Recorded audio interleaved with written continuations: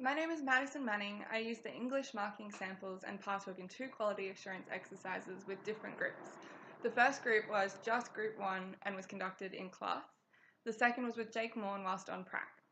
I will be discussing my experiences with both groups as they were very different in their contribution to my understanding of the importance of quality assurance and how to ensure it is done in an effective and inclusive manner. My experience with just Group 1 demonstrated to me what not to do for quality assurance. This was generally due to the group ineffectively establishing expectations, not linking the criteria with evidence from the samples, and just being too big of a group. We kind of jumped into the discussion and skipped the first 2 steps of the quality assurance guide. How do we want to start this up? Should we just Should we start by saying what we gave the overall mark on the first page? Yeah. Okay. What constituted evidence of standards was not discussed, and as such we had people saying that they thought that a sample demonstrated evidence of a criteria without actually showing their selection of a quote from the sample to support this. So when I, the only person in my group, thought that the English blue sample deserved a higher grade than the English red, and tried to show where the sample fell short, this is what happened.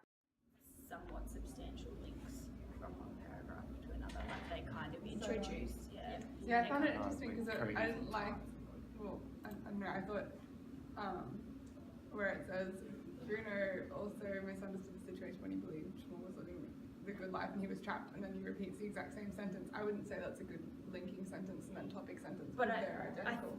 But I think he's still trying to, or she is making the effort to. Like I think they know that that needs to be there, but they've just not really aced it yet. Yeah. Like they're trying to get it there, but they're not quite there. Does that make sense? Yeah.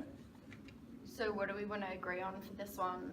There seemed to be a slight lack of open-mindedness about new or different perspectives with questions like, so we can agree that the level for the criteria of understanding the ideas and relevant, that sort of stuff, for the first one, that's lower than the third one.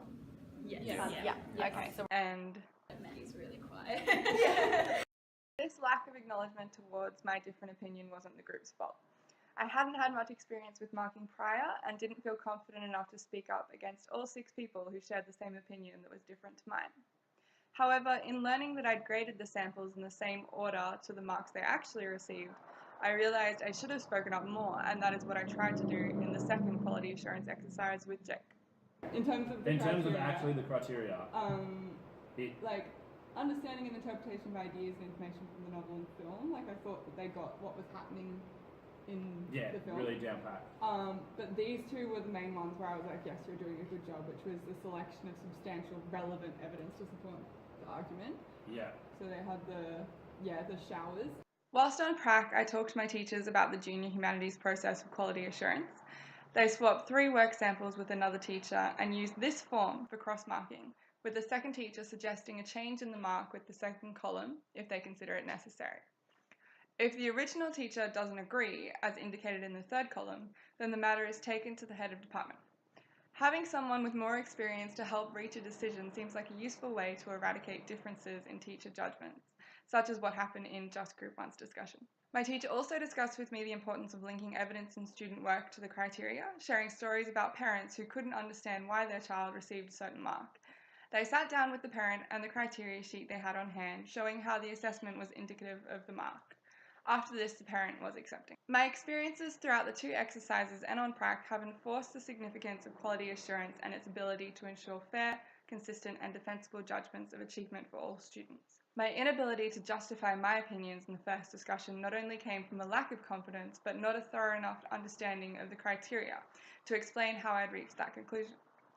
After the first discussion, I was confused and went and had a proper look at why I had chosen each mark, and in doing so was more able to defend my decisions in the second discussion.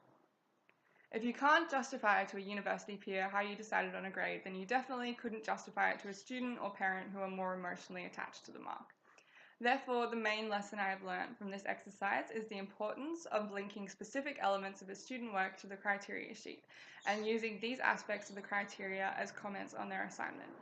This means they may understand exactly how their assessment has received a certain grade, and as such assures the students that they have received a mark of quality and accuracy.